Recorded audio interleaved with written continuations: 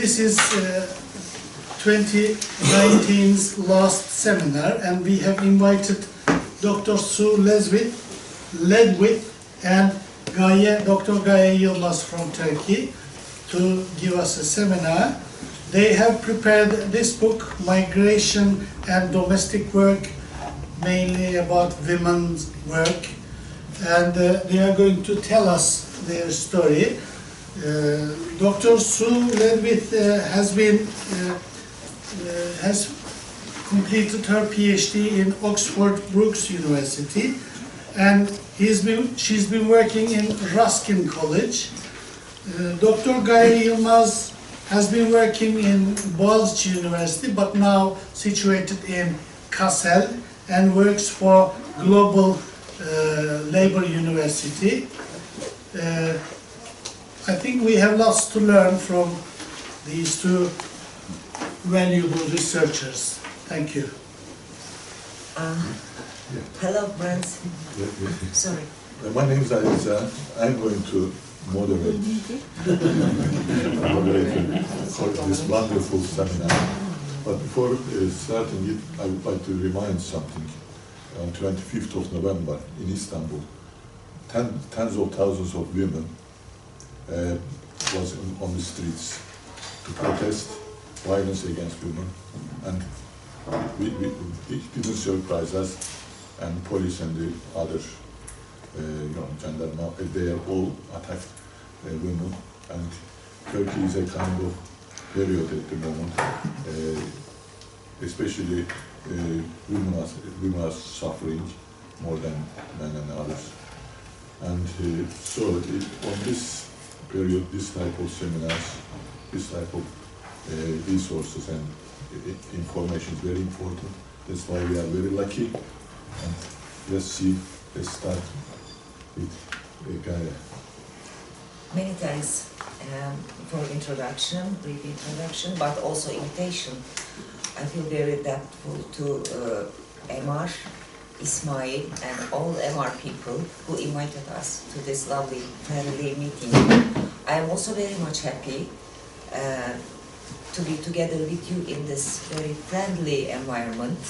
I feel much comfortable and I'm not stressed because this is just a talk between us. The most interesting thing, this is a gender study. We will talk about that, but we have only few women here, but it is also good. Tonight, men will listen their story from two women. This is also good, because women already live in this life. They know everything what they want. But I really wonder about whether you, men, know what are you doing to women? How are you behaving to your wife, to your daughter, to your sister, to your mom? This might be interesting for our mini meeting here. Maybe it is not a surprise for many of you why a Turkish academic asked such a question, especially on domestic work, especially on migration. Because we have in Turkey, we have also an internal migration. Maybe many of you don't know. Many people are pushed, still they are pushed from their territories to other cities or to other countries because of governments, because of Turkish state, suppressive behaviors of Turkish state. They need to change their places because of anti-human, anti-woman, anti-labor policies followed by Turkish governments for decades. The question, I think, why I thought to focus on such a question, I mean, you may know that 8th of March are the days that trade unions invite some women, female speakers, to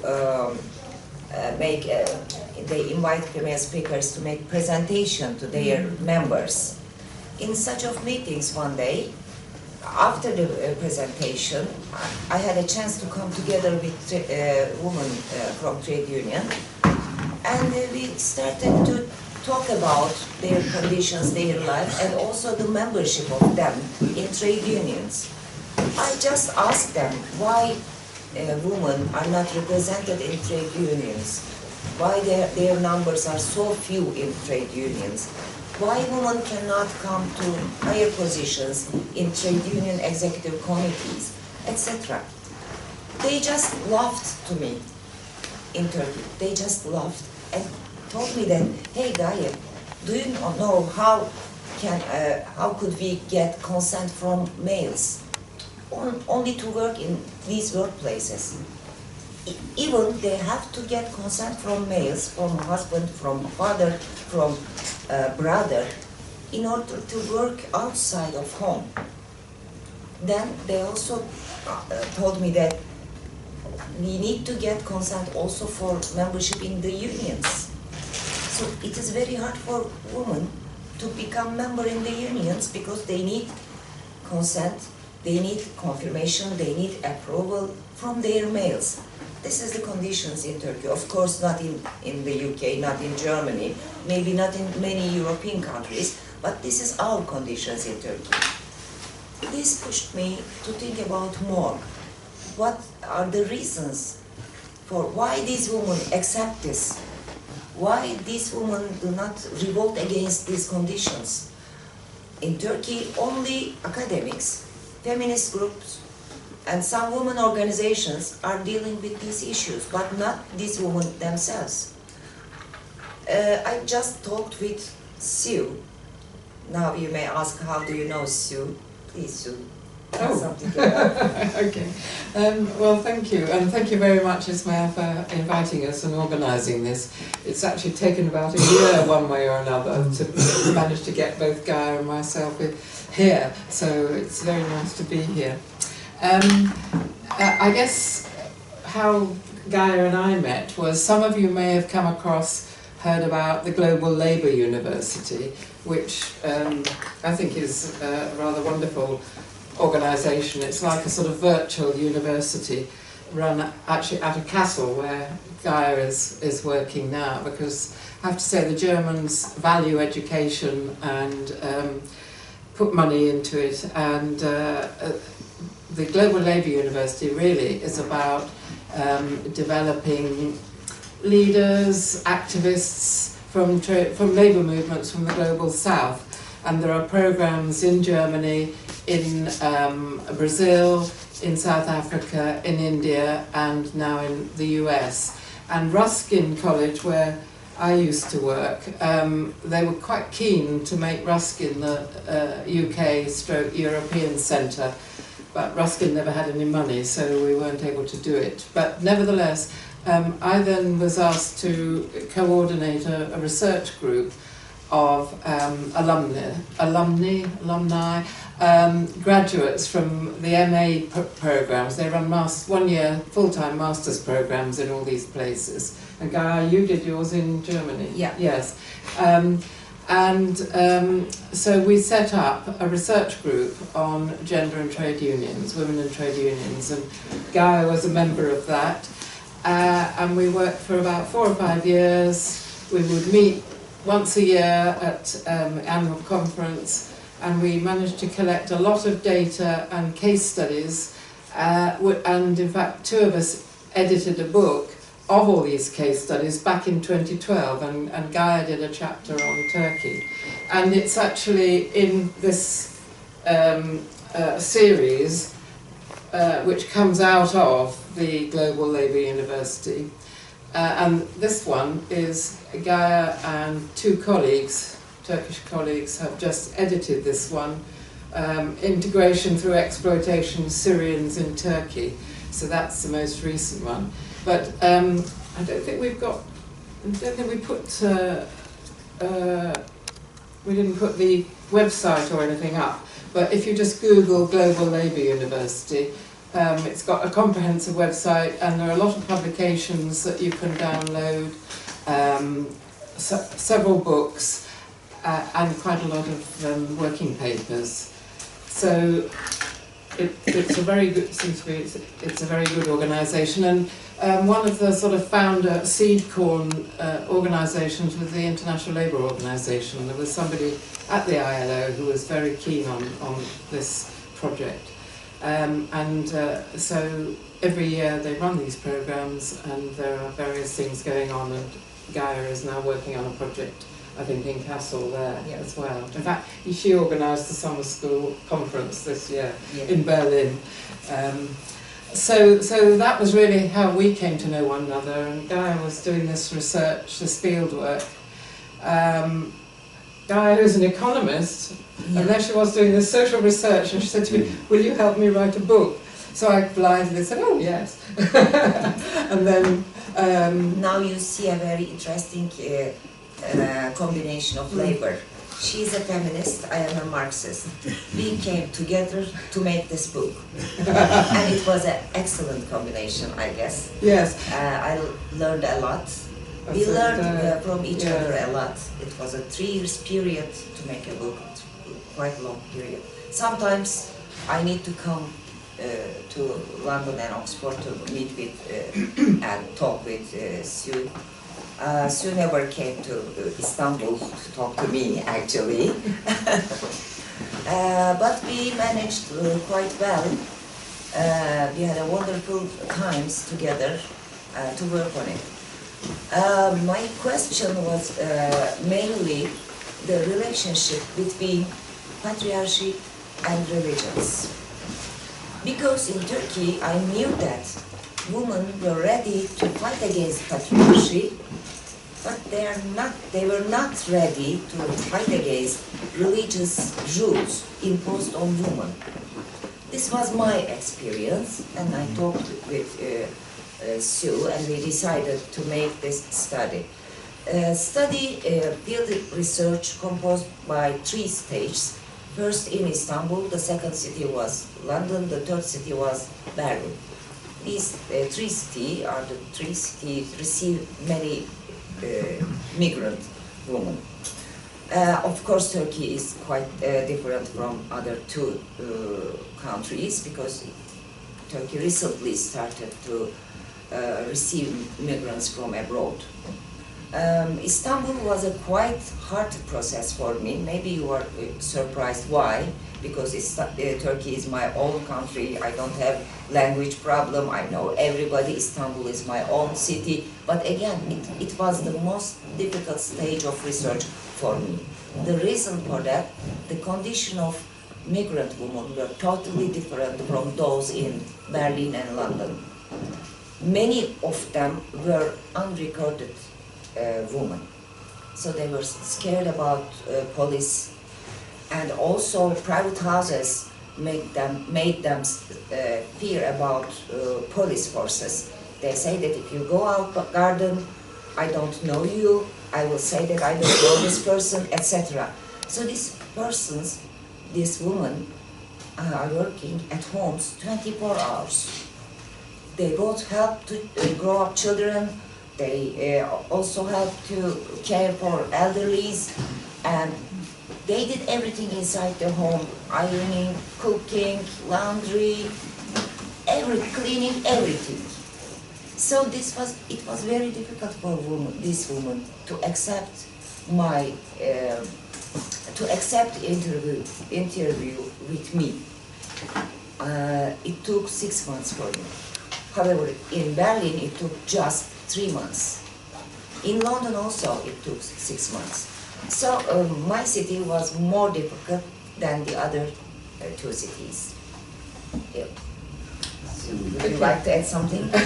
Yes, I was just looking to see what we've got on the screen here. So one of the issues about migrant domestic workers, women, which is, of course, one of the biggest worker groups across the world, although you wouldn't think so from the way in which migrant women are treated, paid, and their domestic workers particularly, their work is privatised because they're working in private households and they're not visible. And so one of the things that we were very keen to do was not to portray such women as victims or these poor women, but to actually look at them as active agents. So agency for us was very important. The ability to make effective choices and transform these into desired outcomes. And of course, actually, migrating is a huge act of agency, isn't it? I mean, I think an awful lot of you here, would you consider yourselves as migrants? Yes. Yes. Yes. So, I mean, if you like, I've never had to be confronted with that situation, but I can imagine it must be really, really difficult. And for women particularly, and the sort of women that Gaia was working with, just to migrate really meant a very strong use of agency of various sorts. So that was a very important aim of the study. And that, as Gaia has mentioned patriarchy, but she'll talk in a moment about the way in which patriarchy and religion interrelate and create this regime as really major both obstacles and channeling into the sort of culture that women find themselves in, both at home and abroad when they migrate. And one of the things that we were interested to look at was the extent to which the religious patriarchal cultural codes were migrated with the women, or to what extent were women able to challenge them in their new environments. And we'll see as we go on that both of these things happened. And in terms of the methods, as Gaia said, she interviewed 40 women in each of these 3 European cities, well, Istanbul, east and west, a bridge between Turkey and Europe, I guess, London and Berlin, so 40 in each, and this was qualitative research. The study that I mentioned that Gaia did for this earlier book that we published, one of the really nice research methods was you ran tea parties. So she would invite women to neutral ground, I guess, cafes to have a tea party and a discussion about their position and what they were up to. So that was something that she developed. So Gaia did the field work. I was not involved in any of the field work. Much to my sorrow, really, the more I read of these stories that the women were telling, the more I thought that would have been so very interesting to be part of. And then she asked me if I would help write the book. And my background was writing about women and gender in trade unions, which I had come to conclude are really masculinist organisations, masculinist projects. You might want to discuss that a bit later on when we get to why trade unions have such difficulty in organising domestic workers. So that's if you like, a framing of the study. And maybe Guy go on to talk about this issue of religion, which again was so very interesting, and these religious groups. And I learned a lot about the different groupings within Islam, for example, and the sorts of, if you like, the strength of religiosity amongst the women. So over to you on this one. Coincidentally, the number of Muslims were much higher than other women, because it's coincidentally, not specifically, not intentionally, because in Turkey, in Istanbul, I found migrant women who migrated abroad, but they are again Muslim. I didn't know that I would face with such an interesting condition. They were from Turkmenistan, they were from Moldova, or some near countries. Also about migration regimes, Turkey represents a quite different example from Great Britain and Germany, because when you check the number of countries, let's say I interview in London and I interview in Berlin, the number of countries are very high. However, in Turkey, I interviewed with 40 women. They migrated only from 5 countries. All of them are neighbor countries. This is interesting. This is quite different from Great Britain and Germany, because in Great Britain I found women from Brazil, women from Mexico, or African countries, or India, or Caribbean, etc. In Turkey you cannot find any woman from far countries. Also in Germany there were very women I interviewed, but many of them were from countries quite far away from Germany, not the neighbor countries. So this is the basic difference I found between 3 countries. The most difficult thing for me was also managing intersections because there were too many paradigms for me. Religion, labor, gender, sexuality, migration. I need to analyze all these by using intersectional analysis method. So it is difficult. I didn't know how to do this.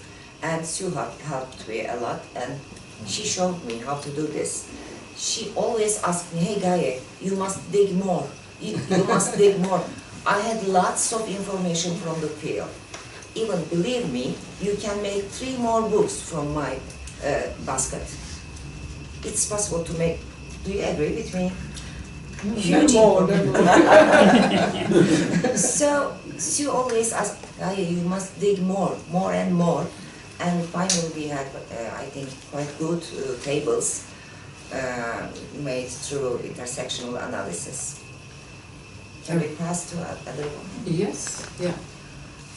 So, Yeah. well, I mean, I think we're still on religion here, because that was the other thing I think to say is there was very little research around the issue of religious influence and beliefs in terms of women and labour movements. And in a way that was one, I wouldn't say it was a unique selling point, but it was certainly something that I don't think had been done before, not in this respect.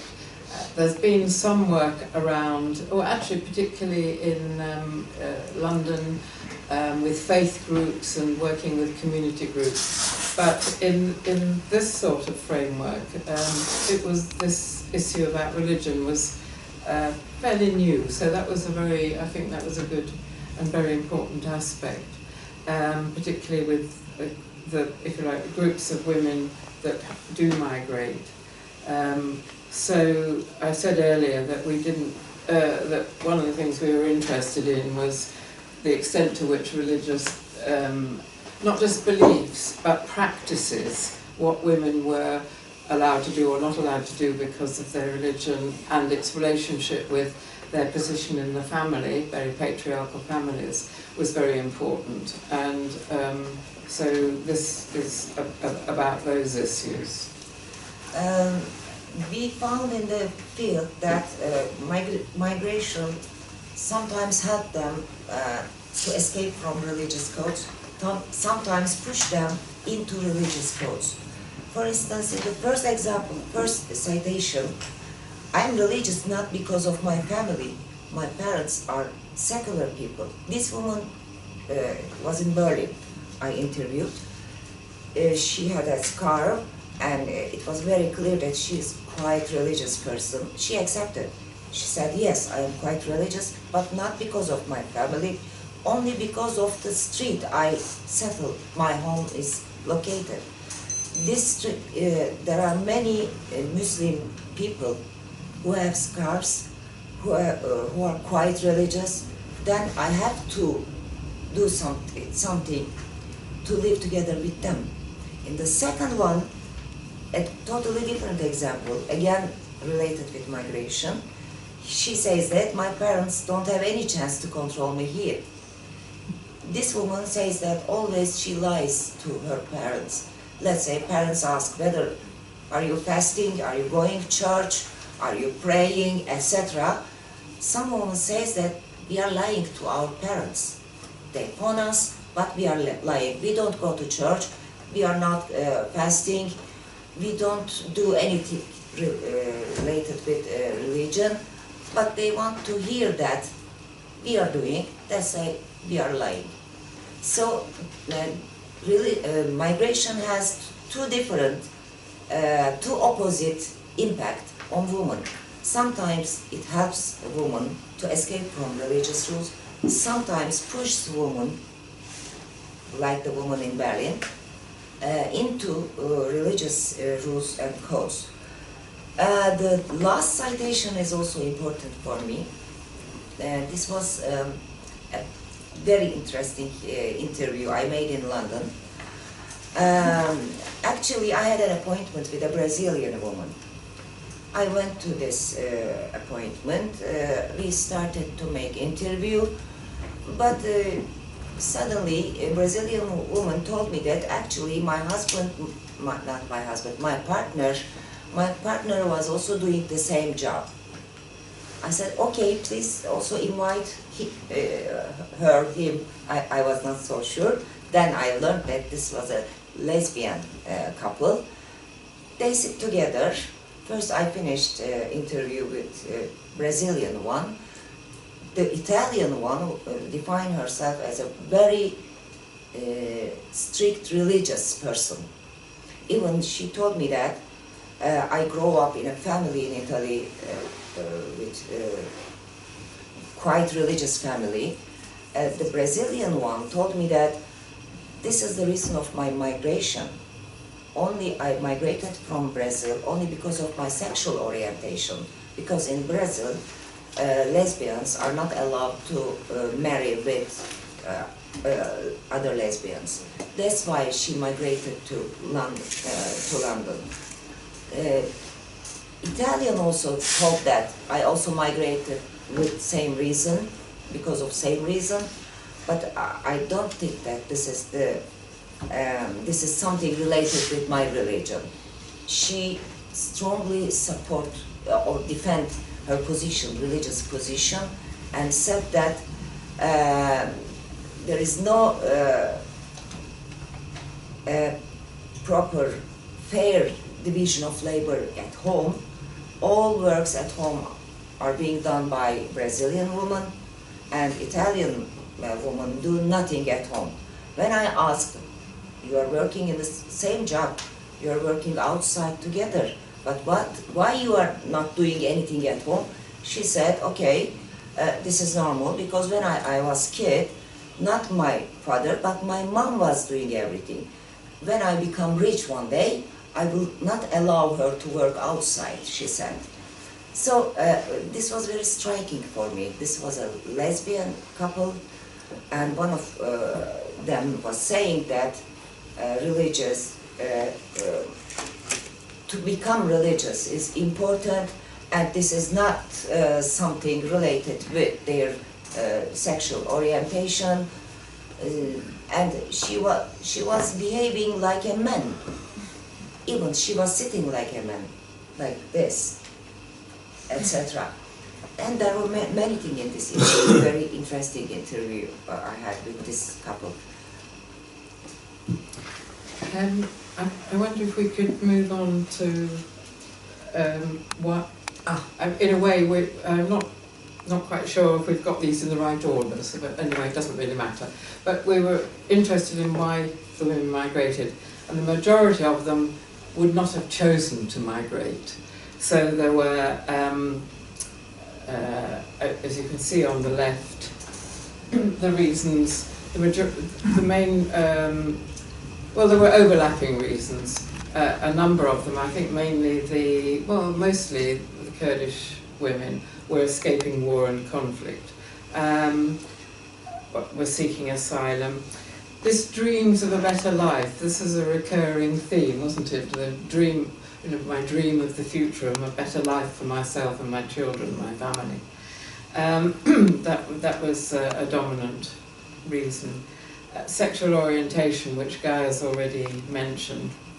Family reasons, family reunification, and for better education for themselves. For me, because I suppose, I come from a patriarchal culture, I guess, but nothing like some of these women. And one of the things I found very striking was the women from countries where they were professional, they were had university degrees, were highly educated, but sometimes they couldn't make a living in their own countries. Other times, because they were the women or unmarried women, it was them that had to leave home, to migrate, to then send home money for supporting their different aspects of family life.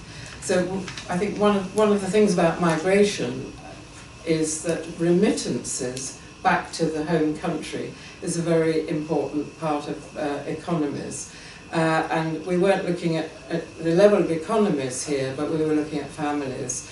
And for some women, they would send home remittances, their male kin would use that money to buy houses, cars, various things, as well as for healthcare for family members. The women had nothing. Everything went back home and was used by their male kin. That was I found that quite shocking, that they had given up these high status jobs or qualifications, and of course, if you like, in a class analysis, had become downwardly mobile to become domestic workers in another country. And of course, one of the reasons why they become domestic workers is that entry barriers to domestic work are very low, because it's assumed that women know how to clean and care for people, because after all, isn't that what they do in the family? And because that's what they do in the family, then we don't need to pay them very much, do we? Because they already have those skills. It's the old argument about being paid the family wage. So this issue about dreams of a better life and family reasons, some of those were very contradictory. It certainly seemed to me reading some of their stories. And the middle quote here from this young woman from Armenia, when her brother suddenly became sick and had to have medical treatment. That wasn't the only story, but it seemed to us, I think, to be quite both dramatic and difficult migration for that woman. So in terms of why migrate, yeah, most of them would have, pretty well all of them would have gone home if they could.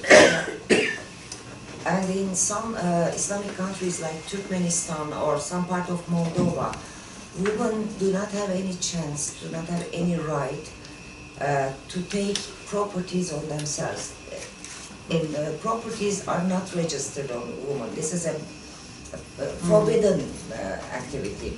Only males can own properties, but not the woman. So when they told this to me, I became shocked.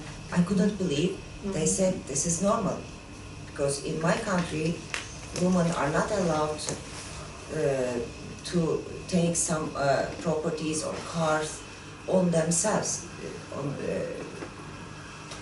Properties cannot be registered on women in Turkmenistan, Moldova, and in some other Islamic countries.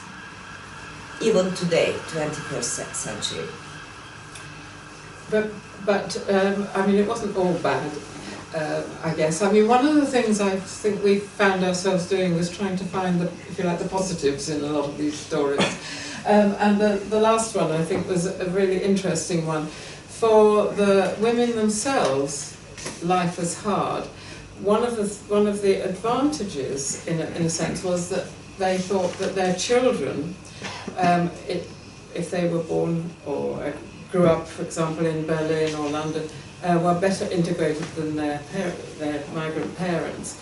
And this is a nice observation that my children always told me. They're very lucky because they speak 3 languages, know different cultures, and have a chance to get a much better education. So this intergenerational issue about migration, and again, I'm sure that a lot of you have these experiences, and with your children too. So this, why migrate? Actually, we started off the discussion in the book by saying that for whatever reason women migrate, in the end they all become economic migrants because it's about making a living. So seeking asylum, dreams, and so on and so forth, they could be then categorized as economic migrants. So if we move on to their work experiences, okay, then they were all working in various aspects of domestic work, but those tended to vary in the different countries. But mostly it was elder care, I think mostly in Berlin, some disabled care, quite a lot of child care, particularly in Istanbul, I think, living in households, and cleaning. And the women seemed to, they liked working with children. Some of them liked working with elder care, although what was one very, I'm not sure if we got it in here, but it was a very telling quote by one of the women, young woman working with elderly people, caring for them, and she said, working with elderly people makes me feel old, so old before their time. But most of them hated cleaning. So, and even if they were employed as looking after elder people or disabled or childcare, quite a lot of them found that they were also expected to clean as well. So where does one aspect of the work that you're employed for end and something else that you weren't employed for begin? Childcare is assumed or regarded as the most prestigious work among domestic work, and I personally saw this, especially in London. You know Kalayan in London, you know. Even I couldn't get an appointment from Kalayan. Nobody accepted to talk to me. They clearly refused me to find some workers to interview, and maybe they were right. I cannot say anything, but they said that if we open our door to all researchers like you, we cannot do our own job. That's why we cannot find anyone for you to interview, and none of executives of Kalayan accepted to talk to me. Then I saw that caring children is quite prestigious job, not only in London, but also in Istanbul, also in Berlin. This is the most prestigious job. In the past, Filipinos worked hard to organize among themselves. Now they are doing this job because they speak English, they don't have language problem, so they strongly, easily integrated English culture here. So people, British people or other migrant families, mostly prefer to work with Filipinos, but not with other migrant women. The second one is disabled care, the second degree in prestigious one. They are also, these women are also happy for their care sick or disabled people. They are proud of doing this. The elder care comes as the third, but cleaning is a work, most dirty work, most unwilling, unwanted work for this woman, in the eyes of this woman. Even, especially in Berlin, most of elder care women are also doing cleaning at home, that they go every day.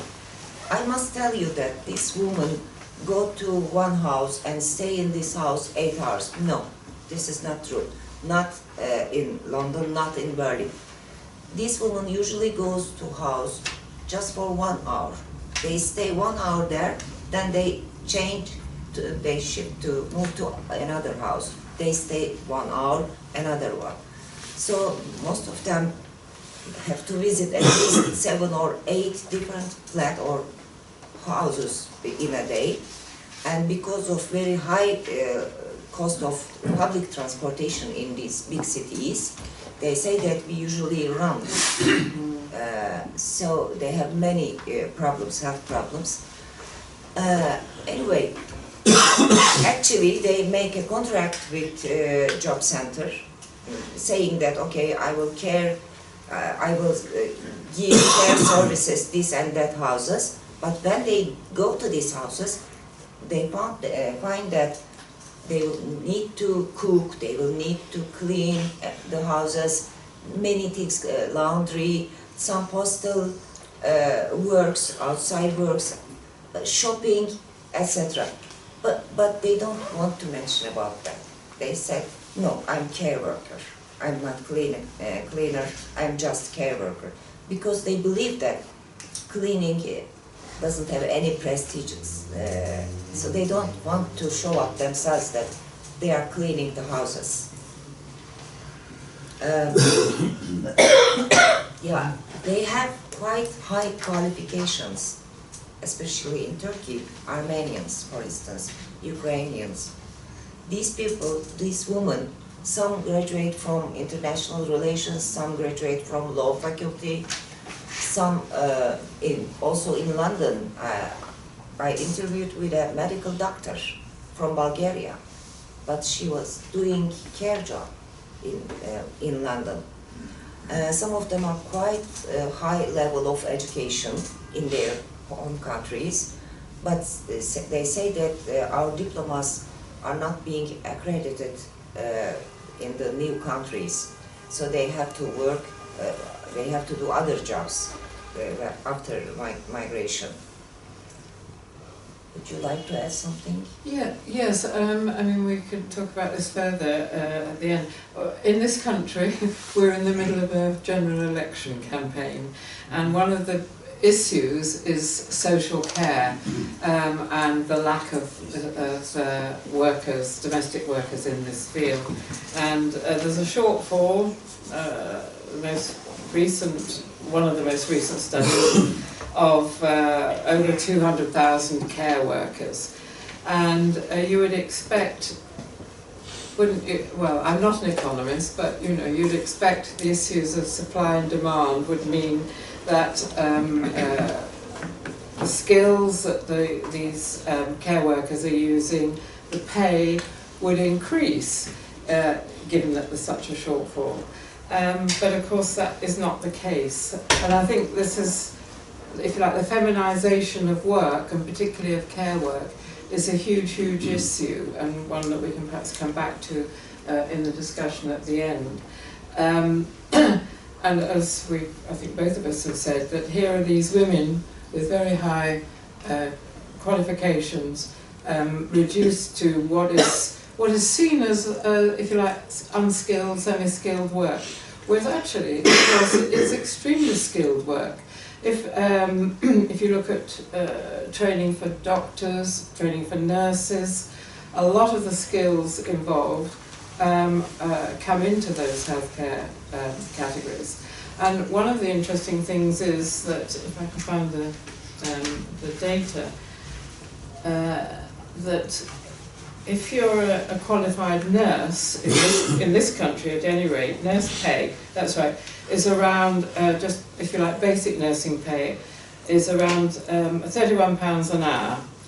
But if that nurse becomes a home care worker, then her pay will drop to nearly £8 an hour. Yeah? So if you like, this is one of the major issues that is not just about migrant domestic workers, but domestic workers generally.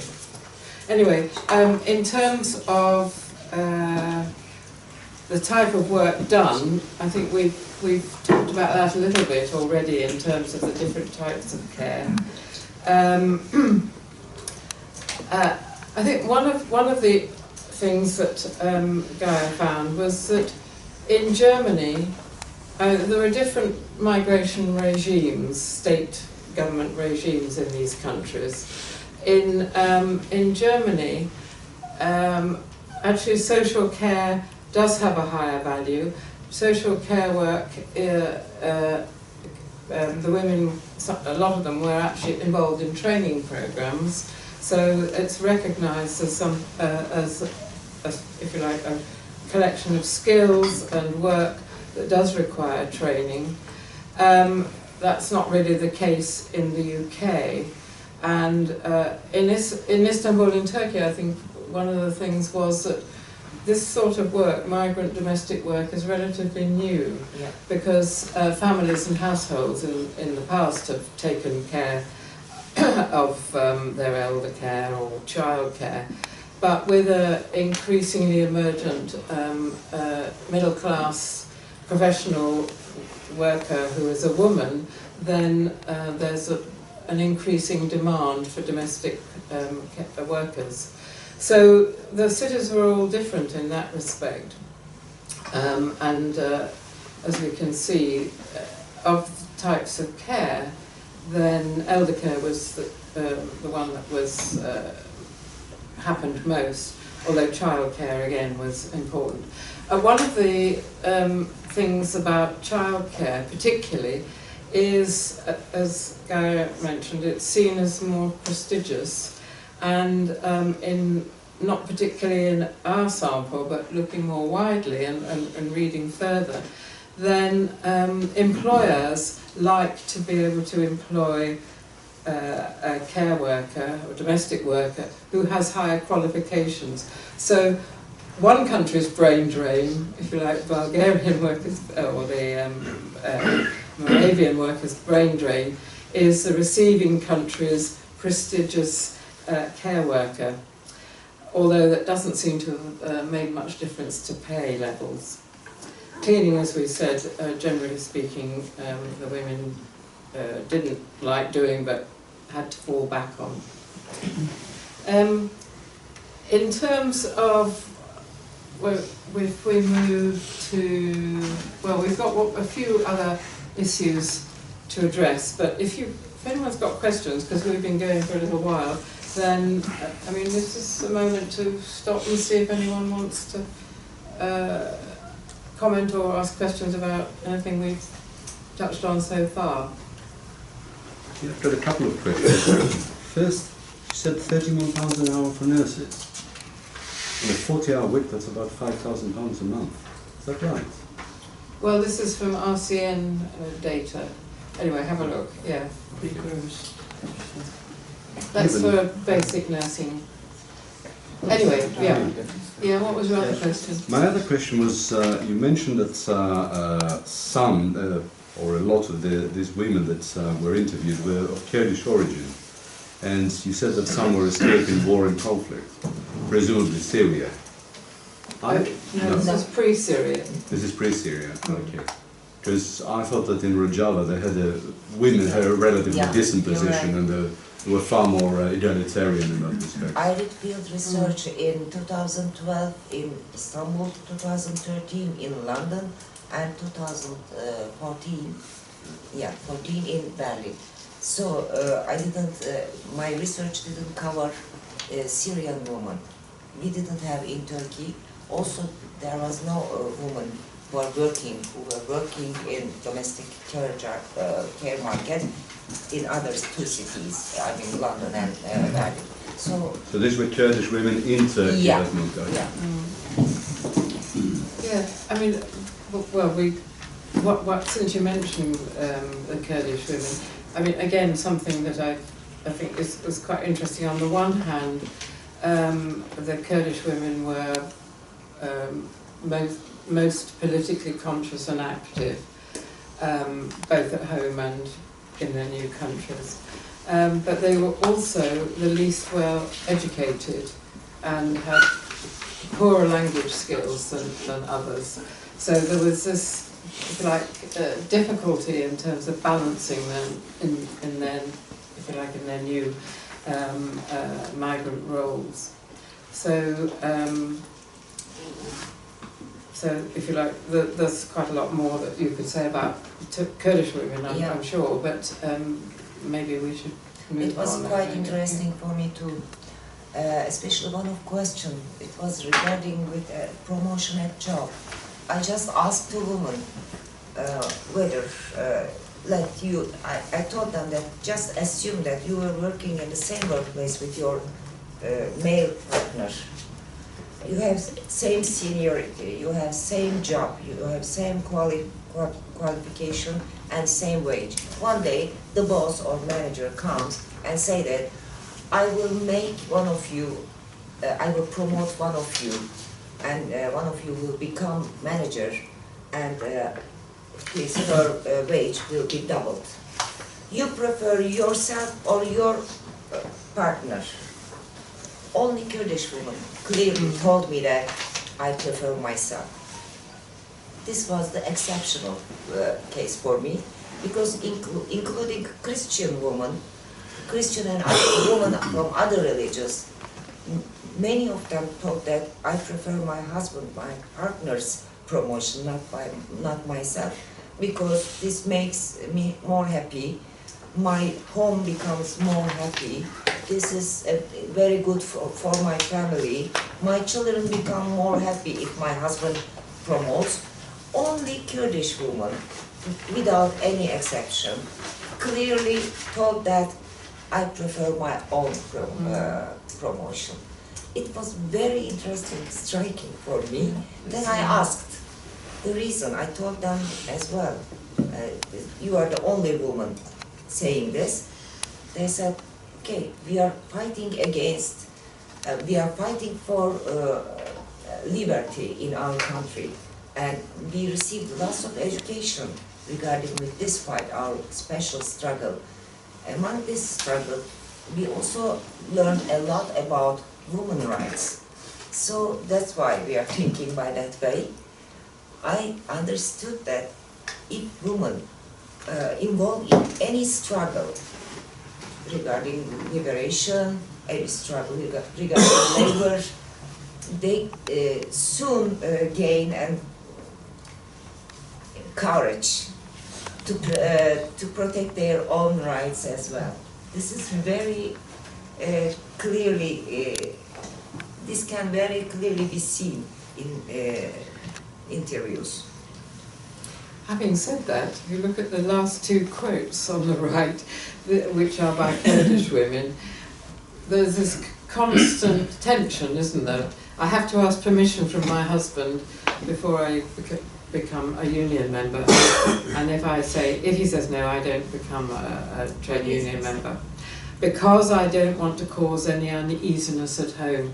There was this constant referral back to what the family, what the role of the woman is in the household throughout. I think that was, for me, certainly one of the most revealing aspects of the fieldwork that Gaia had been involved with.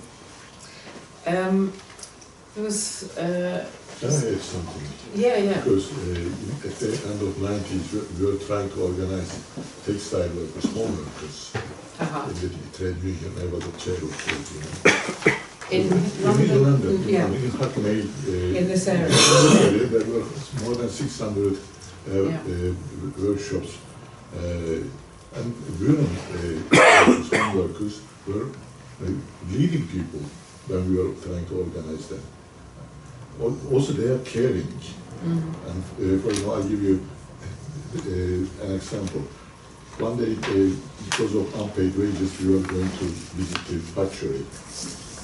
I was accompanying a woman while we are walking on the streets, a nice rainy day, and she is jumping on the paddles, side of the paddles. Paddles was only 2 millimeters deep. Everybody stepping on it. She doesn't. I said, what are you doing? Why are you doing? There's a hole. There's a hole underneath of my shoe. Why don't you buy new shoe? I said, no, I'm mother. Next week maybe. First my children. I really, she's talking like drinking water, natural. And they are caring, they were thinking about their family. Maybe that's why they were the first people we organized in the union. Two things very interesting about that is that actually, again, from the stories, the women didn't think of themselves at all. Listening to us all coughing. They were. It's okay. I've got some things. That actually it was, if you like, women have been socialised into pleasing the family and their family role, and that travelled with them in the majority of cases from their home country to their new countries. The other thing you mentioned, North London, textile, homeworking. One or two, some of the women, in fact, I think most of the Kurdish, talked about how some of the older women, how when they came to London, that was where they worked, in the textile sector, in home working. I mean, actually, I used to live in North London, and I can remember the cars coming round with the men leaping out of the cars with all these bits of fabric, delivering them to the houses along the road and then coming to collect them again. But some of the women said that that was how they first found work, and then over the years those textile businesses folded and they found themselves doing domestic work. But if you like, the linking thing was what we've referred to in the book as ethnic enclaves. So migration's about networking, isn't it? So you migrate, you network, you have links in the new country, and through those links, and particularly like Kurdish and other community groups, and you find work and you find social cohesion. But there is a downside to that, which is referred to in the, if you like, in the academic world as exploitative solidarity, because if you're working, and several of the women said, if they were working in domestic work in the households of people from their own background, their own community, then they were quite often exploited.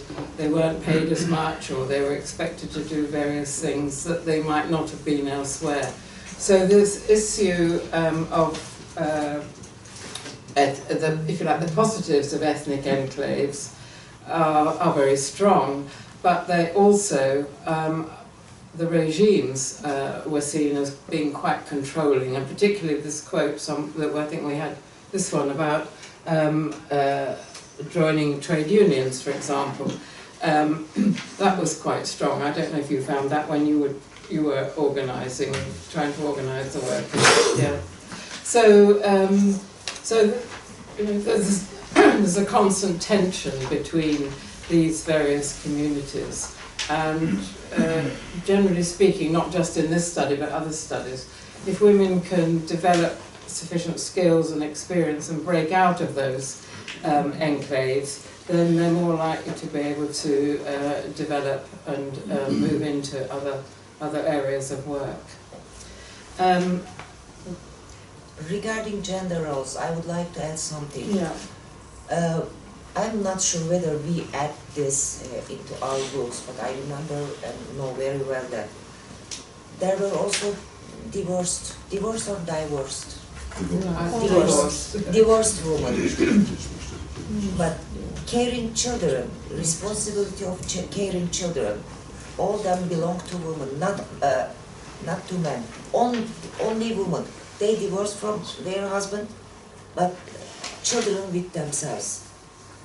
So this is also interesting, because regardless which religion they are from, they are affiliated, all women have to care their children by themselves, not their males.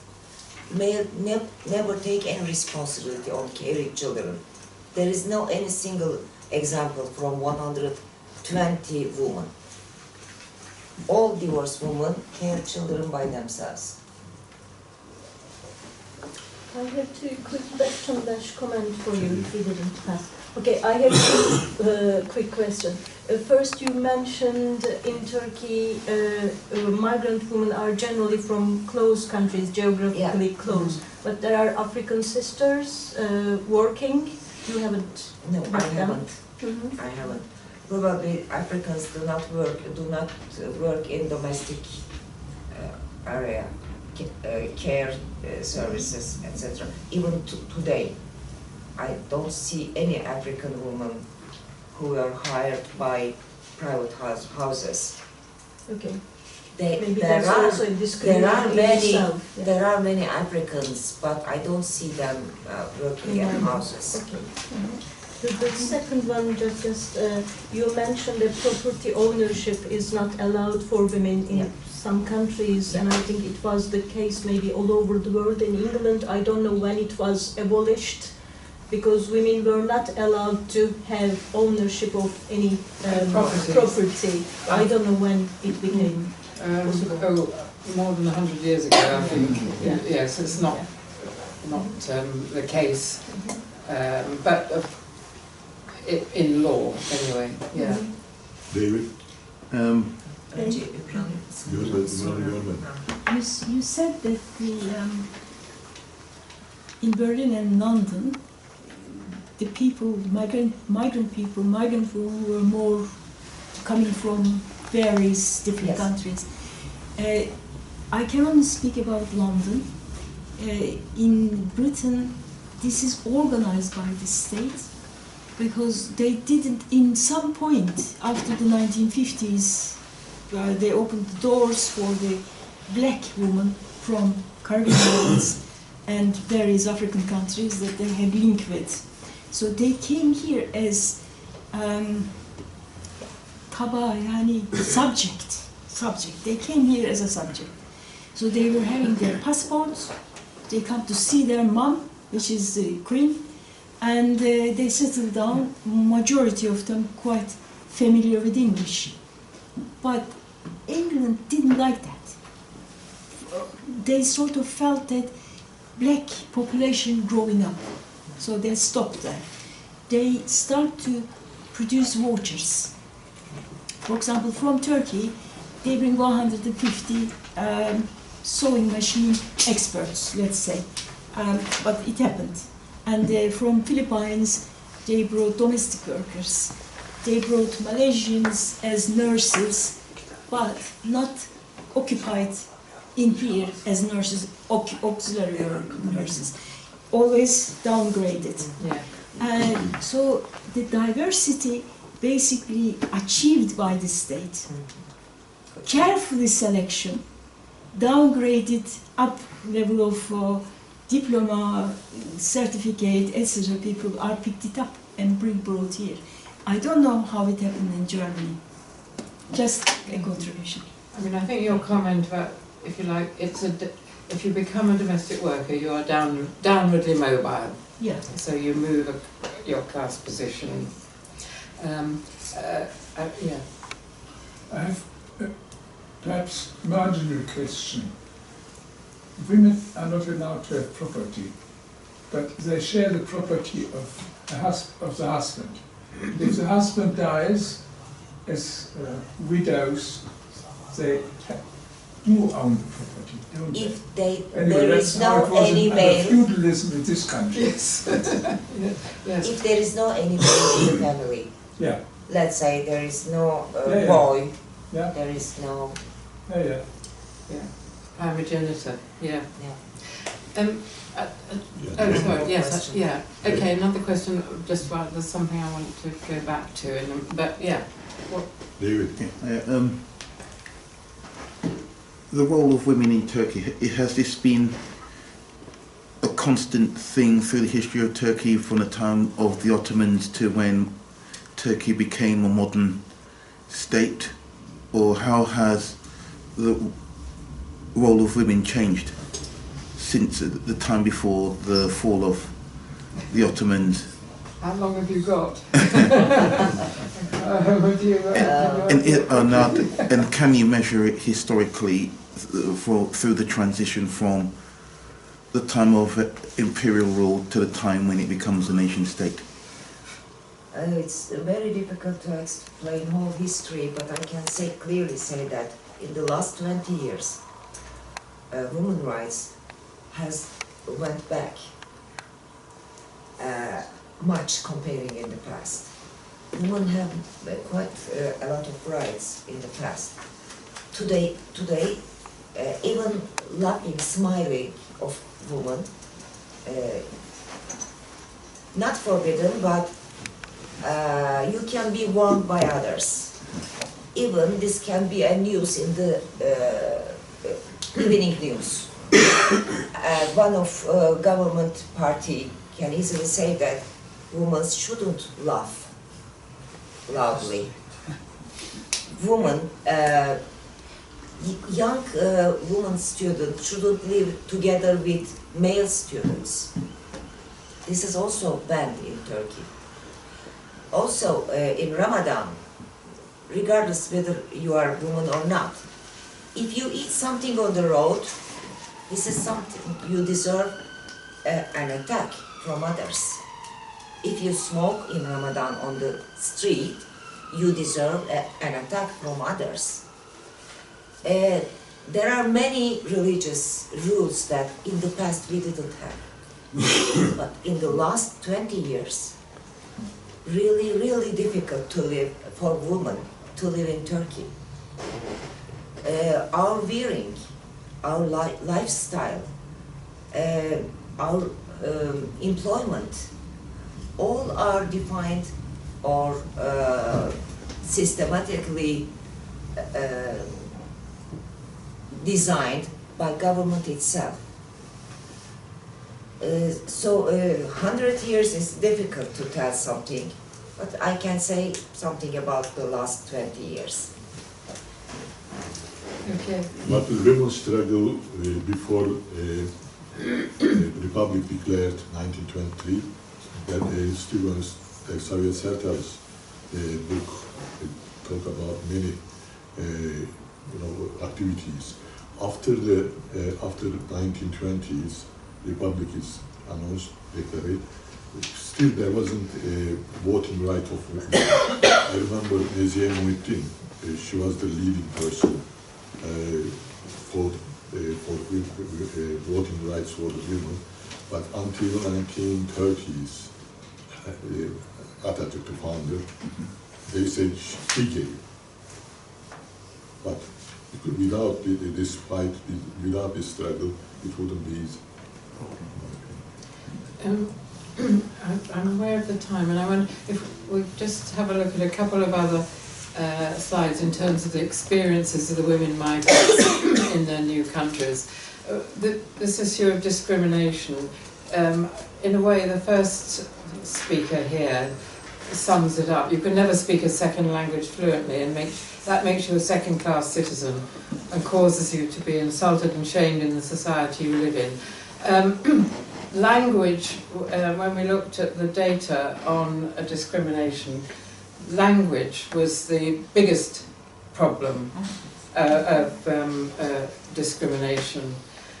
And actually, when I worked at Oxford Brookes, I ran some research around undergraduate students who came from different countries, and the language is again the biggest discriminator. However clever, well-educated or whatever students were who came from actually the furthest away, like Southeast Asia, they were seen really not to be as clever because they didn't have the language skills of the native speakers.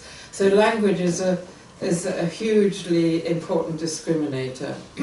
And then being a migrant, if that is obvious. Being a domestic worker is a big issue of discrimination. And then race and sex. Actually, women were reluctant to talk about sexual harassment because they were mainly concerned about the response to that from their male partners and the possibility of losing their jobs because of their, partly because their partner's sexist attitude, but also about reporting harassment in the workplace.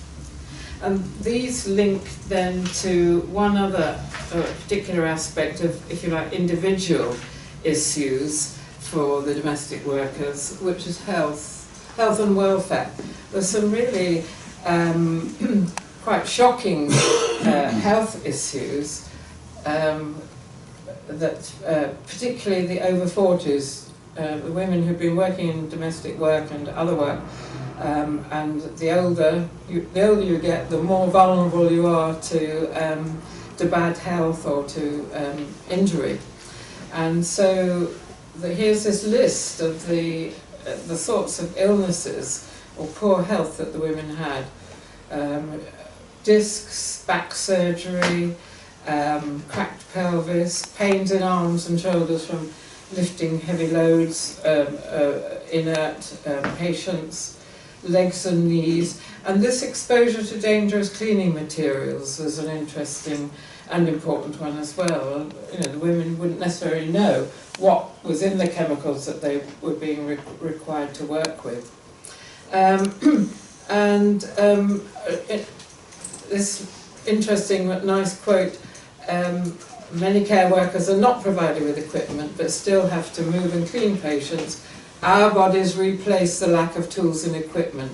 By doing that, the German state, or we could substitute the British state, saves money, but we lose our health. And I think that more or less encapsulates the sorts of issues that, particularly as individuals, the domestic workers have to face, which I think perhaps then brings us on to collectivism. Yeah. I have a few words to say about exposure to dangerous cleaning chemicals. It is true, we also do the same cleaning jobs at our own homes. We also use chemicals at our own homes. But we usually use these chemicals once in a week. These women have to use these chemicals 8 hours a day, at least 5 days in a week. This is too much. That's why they have allergy, that's why their body react strongly against these chemicals, probably because of that. Because all these women, even if they say that they're doing care job, they are also doing cleaning. And I think there was an occasion, wasn't there, where you suggested that if they joined a union, then they would possibly be able to get protection in these situations from their union.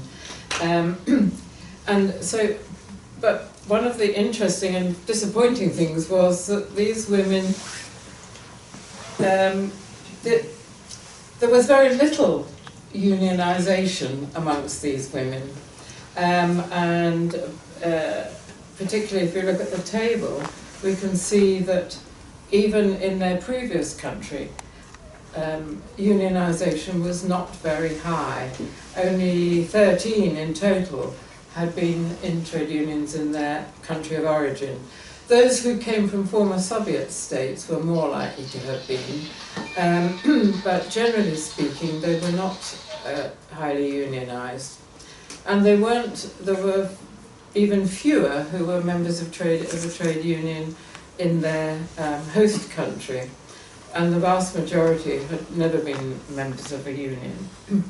And of course, well, we can move on in a way to where you can see the quotes on the left. The second one, the first one, I'm working with an agency which is very kind to me. It would be ridiculous for me to organise against this firm. So if you like, what in the labour studies, industrial relations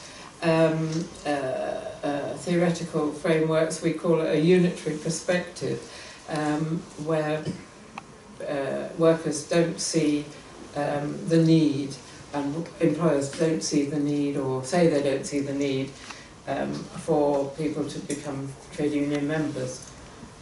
Secondly, I'm scared to become a member because if employers know I'm unionised, they won't give me a job. More and more common, I'm afraid, in this country and others. I'm not unionised, and I know nothing about trade unions, in German trade unions.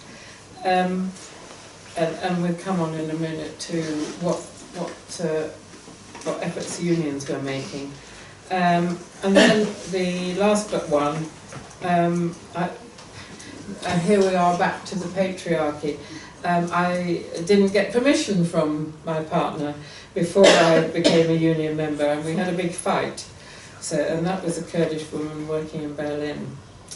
And then the, if you like, the religious perspective from the Brazilian woman. This is another Brazilian woman, not the lesbian one. Yeah. Very religious, strictly religious Yes. Brazilian woman. She told me that I just asked whether one day maybe in Great Britain trade unions may organize a huge campaign to improve the working and living conditions of domestic workers.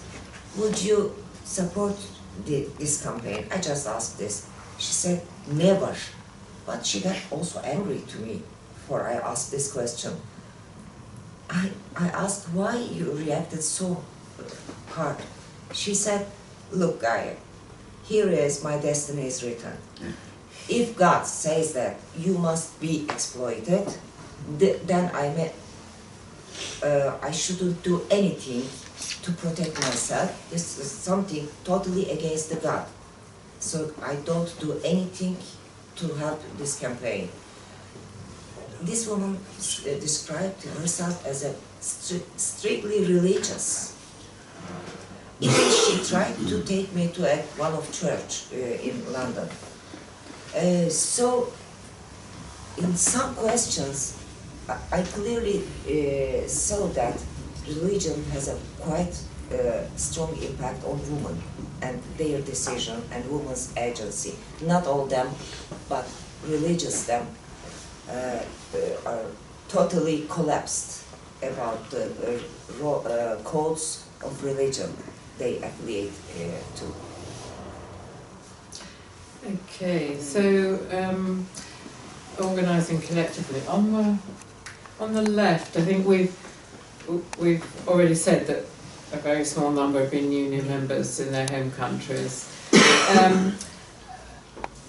and 75% had no experience of collective organising in trade unions. But what they were moving towards was, if you like, and this is where informal solidarity. And a good example was in Berlin, the women in one particular agency, employment agency, would actually spend quite a lot of time, I think, in their rest breaks, discussing their problems and deciding what they were going to say to the employer, the agency, and so on. So there was a, if you like, we were able to detect the beginnings of informal solidarity. But that is up against, and we'll come back to that in a minute, union structures are difficult and have difficulty in accommodating migrant domestic workers. In Germany, for example, I think, was it Verdi?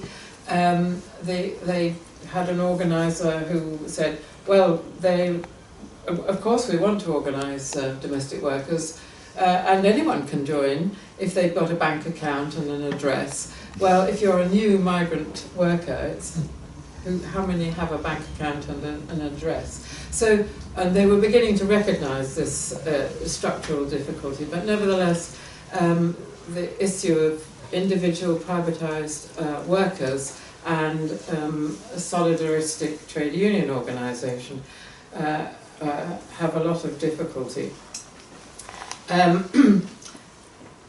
we've got this bit in the middle. Some of you may be aware that there is now an international domestic workers federation, which was in fact formed in 2011. It was formed, yes, around that time. And its main purpose was to get the ILO to develop a convention, which finally in 2011 it did, a convention about decent work for domestic workers, known as Domestic Workers Convention 189. And it was quite interesting because around the same time that Gaia was doing this fieldwork, I was doing some fieldwork in Brazil and in South Africa, and I interviewed domestic workers union members, and they had enormous problems in developing relationships with, if you like, more traditional trade unions, because their structures were much more fluid. They had a very variable income, because one month they might have a lot of members, another month they might not, so their income, they couldn't pay affiliation fees to the federations in their countries. So this development of the Domestic Workers Convention by the ILO and then the International Domestic Workers Federation is quite an important step forward. Those, of course, happened, those events happened after this research that Gaia did. So always a problem with research, isn't it? Unless you're doing a longitudinal study, trying to go back and see how things have changed is something that's very difficult to do. But instead, in a way, what we found, or Gaia found, was this union turn to community organising. And there's been a lot of community organising in London, these both through ethnic community organisations, religious centres, faith centres and churches, and a good example in London, Justice for Domestic Workers. That was particularly in London, and I think that was around education institutions. It was it Queen Mary, University of London, and SOAS, the School of Oriental and African Studies, have been developing links of community organising with Justice for Domestic Workers. So maybe if we just move on to what we wrote about in terms of conditions for successful organising, again on the left there. This is a model developed by some other writers, researchers around community organising, and there were three main aspects of this. So communities of coping, informal organising, rather like the group in the Gaia's migrant women in Berlin, so informal organising amongst themselves, sharing problems and how they were going to deal with them, but not actually developing into a formal organisational group. Cognitive liberation, consciousness raising. Now that was something that we haven't talked about, but one of the things that Gaia did as a quid pro quo for finding people to interview was, well, you better tell them what you did in London and Berlin. First London. Before we left from Istanbul to come to London, we checked organizations, Turkish and Kurdish community organizations. We found EMAR. We didn't know them before. We just found their names. And when we arrived in January 2013, on the second day, we organized a visit to EMAR. We met with dear Orhan. And I explained them that I need their help. Otherwise, I wouldn't be able to find 40 migrant domestic workers here in the city. I didn't know London well. I didn't know people here, so I expected some help received from them. EMAR accepted to help me. Even they told me that we have also members from this sector, domestic work sector. We can help you, they said. They also asked me to teach Marx Capital. Because they understood that I will stay 6 months in London, they said, we heard that you are teaching Marx Capital in Turkey, so please organize a module, a semester for us too. And we made together Marx Capital teaching. It was great for me too. We started with maybe 10 or 15 people, then we finished more than 50 people. And so for me too, first the people, Weimar people, believed me that I am a very friendly researcher. I am doing something for community, not for myself. I am not nominated by Turkish state or any other state. This is not a state job because mainly immigrant people are scared about states, from their own states, but also from the host country states. They believed me that I am doing a research, independent research, only for people, only for community, only for working class. So for 3 months, we worked together. It was also great for me to be together with them, quite intersectional, through their examples. Then we moved to Berlin. I did the same in Berlin. I changed the organization. It was not Weimar, of course. In Berlin, I had Simurg. I found this organization when I was in Turkey. When I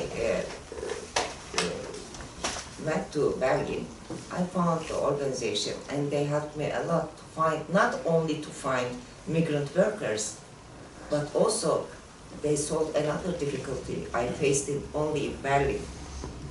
Migrant workers, especially from others, not from Turkey, but from Brazil, African countries, or some Asian countries, were speaking perfect German, but I didn't know German. I had 2 languages, one is Turkish, the other one is English. But in Germany, you cannot find anybody, any domestic workers who are able to speak English. If you can find, this is coincidental, probably. So friends in Simurg helped me a lot to translate interviews into Turkish. This is a Turkish community organization. They accepted to make translation from German to Turkish. Then their words first translated into into Turkish, sorry. Then I translated all that into English. So it was difficult, but I found a way to go ahead. So this element, or this, if you like, the second condition, consciousness raising, says quite a lot about the role of the researcher. And Gaia mentioned Marx, Marxist, and that I was a feminist. I think both Marx and later on feminist researchers have said the point is to change the world, not only to study it. So actually this issue of consciousness raising, developing consciousness and understanding, particularly about their own situation, was seen to be really important. One of the aims of this study was about giving visibility and voice to domestic workers. And the third condition was about developing organising with community and other groups and with trade unions. And that really brings us to the final question about both our work and more widely. The problems that trade unions have in organising migrant workers and the dilemmas. Some writers called Penix and Roosblad, a decade or so ago, discussed this, the dilemmas. To what extent do trade unions organise, if you like, unusual groups, what they call difficult to organise groups, women, migrant workers? Do they set up separate structures? Or do they incorporate groups into the mainstream trade union? And one of the things that I think we found that, well, in the UK, others have found that separate structures tend to be the mode, and through learning initiatives And in the 1990s, the Labour government set up something called the Union Learning Fund, and there have been a lot of migrant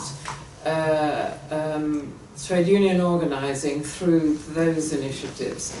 Similarly, interestingly, Verdi in Germany particularly also set up special structures, and researchers there say, well, it's all very well, but having separate structures, but if that then excludes union members and activists in those groups from taking on leadership positions.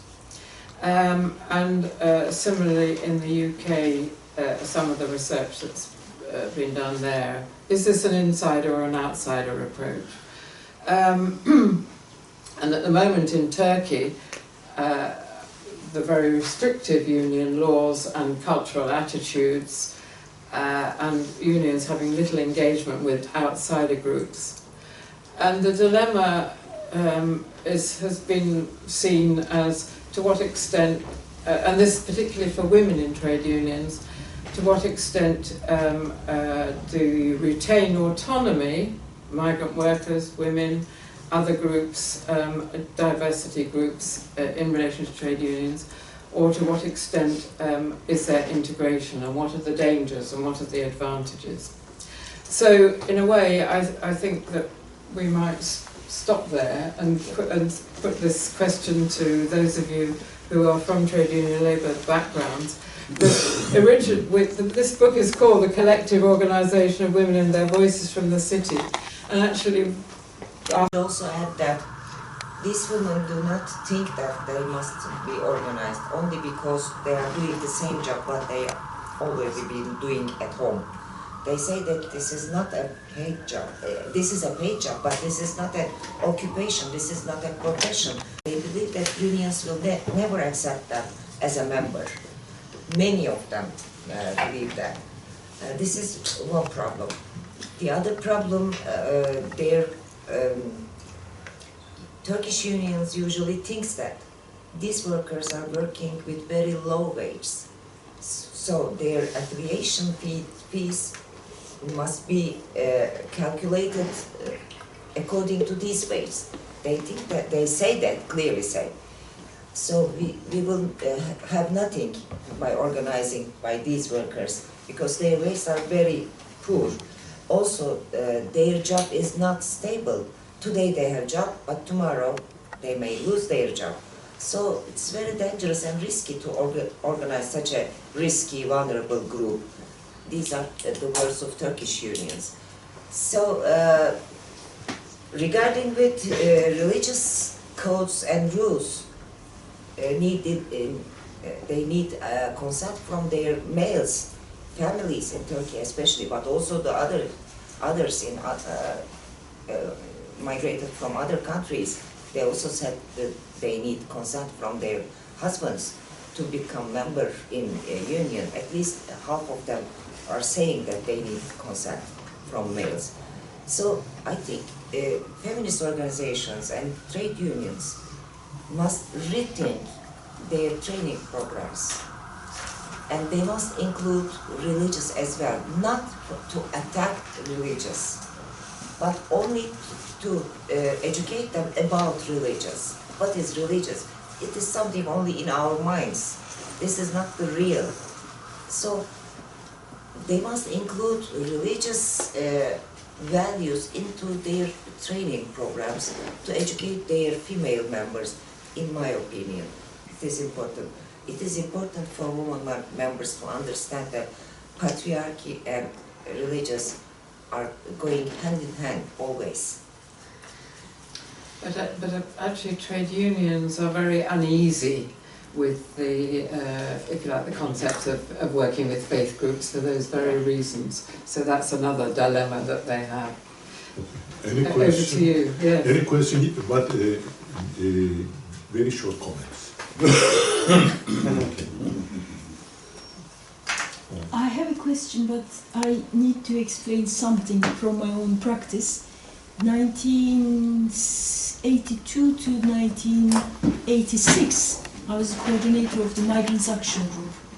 Bring the migrants together, not the immigrants from the colonial countries, because they were very well organized, especially in the transport and various other places like hospitals and so on. But the migrants were piled up in the catering, cleaning, and sweatshops, sewing, etc. And they were not organized. They were not unionized. So I said, this needs to be overcome. So I set it up a group which really received very well, and the trade unions threatened me. They said, we will put you in your blacklist. I said, welcome, I mean, do put my name in the blacklist.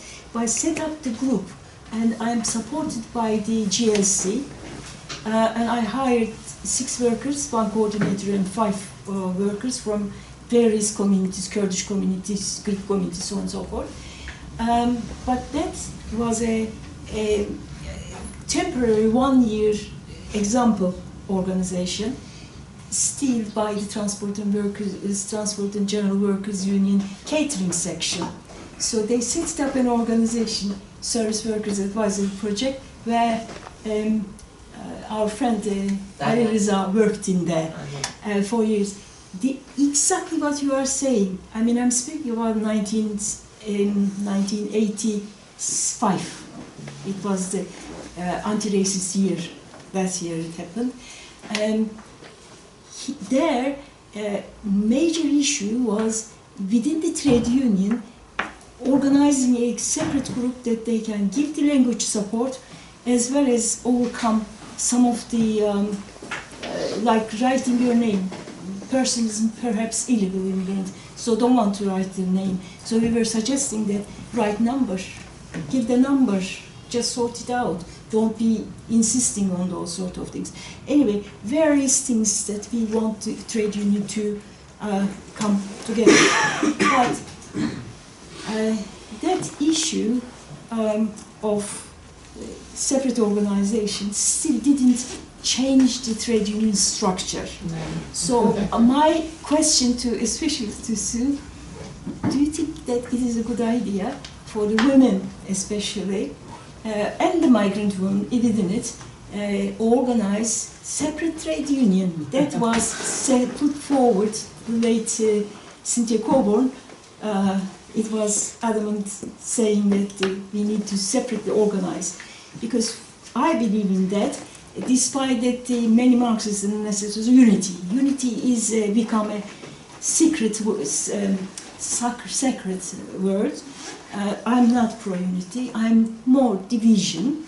But the major issue, have to come together, have to bring these demands, have to bring these dimensions into the plate and say, aha, this is the issue. I think that is lacking the trade unions. Well, I think it's a good but difficult question.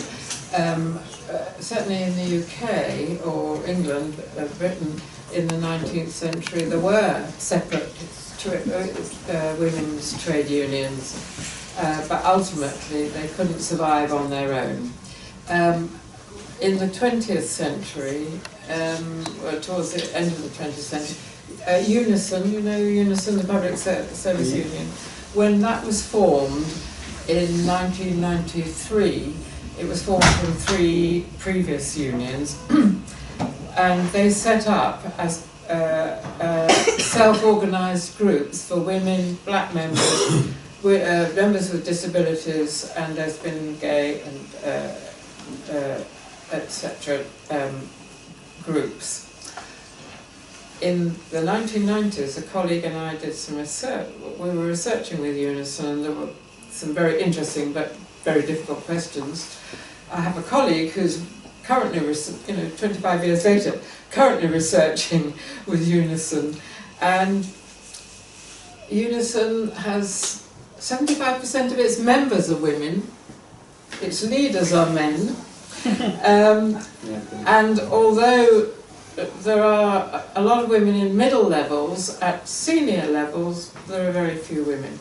So self-organisation, it's this dilemma of integration and autonomy is one of the things. But separate unions entirely for women, or women organising themselves entirely separately, unfortunately, it seems to me is not likely to be successful. I don't know if Linda has any comments on that, but separate organising, well, actually what you need is a whole lot of things going on at the same time. So self-organising, education, consciousness raising, getting the men to reserve seats for women, or quotas, or a whole range of different possibilities that trade unions increasingly have used. Nevertheless, when you look at the data, women have made it to the middle levels, but they haven't made it any further. That's another long discussion, actually, which there isn't time for here, and others will have other questions that they want to raise. Another question? Can I also comment? Sure. I've just got a book this morning. On my way back from the university home, I was looking into it. It's a book about the development of trade unions in the United States.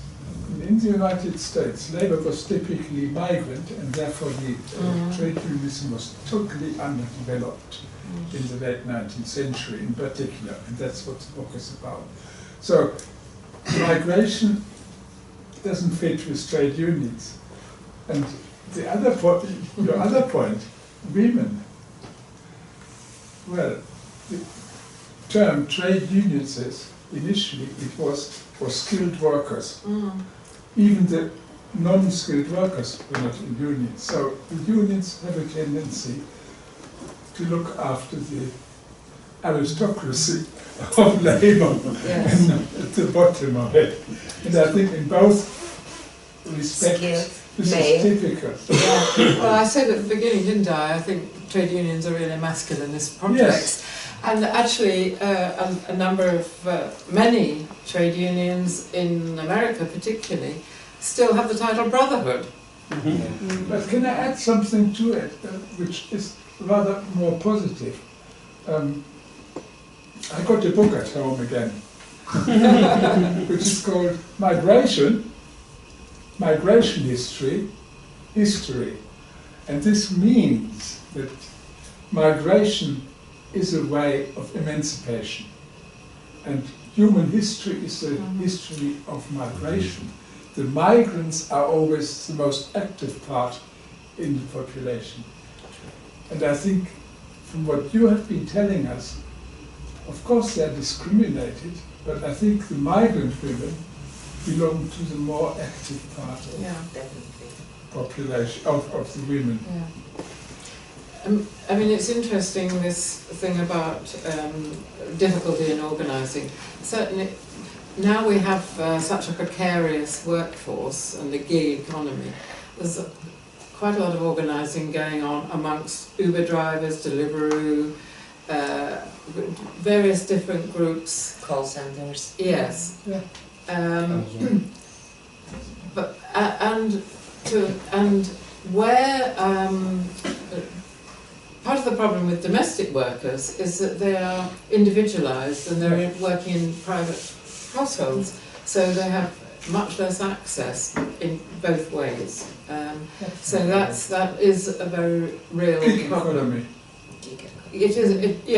Yes. Whereas at least if you're, well, I don't know, if you're an Uber driver or a Deliveroo cyclist or whatever, you may have more opportunities for actually getting together. So this is a very fundamental issue in terms of collectivising amongst migrants working in private households. On a brighter note, Joy Hill was a migrant itinerary worker, and the IWW was full of migrant workers, and they moved all around the place. They did temporary jobs, and they seemed to do quite well for a time. Yeah. Any other questions? Okay, comments.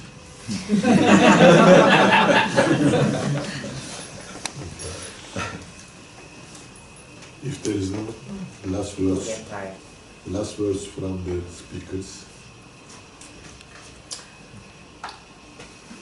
I don't. Well, I thank you so much for your passion. yes. Thank you for I coming. really thank All of you. for Yeah. coming. Yeah. Thanks for your time. From heart. Thank you. Any, Hope to see you again. any announcement? Would you like to say anything? Okay, yeah. Timer is going to celebrate its 30th anniversary this Sunday, and I believe Timer history is part of migrants from Turkey. And if anyone wants to come and witness the migration history of Turkey, and there's going to be a documentary, 18 minutes documentary about the history of Timer, but as I said, it's a history of migration from Turkey to also there's going to be speakers and music groups, dance and traditional foods. Please come and join us. So let's celebrate Timer's 30th anniversary together. Have one, please. Sure. What time?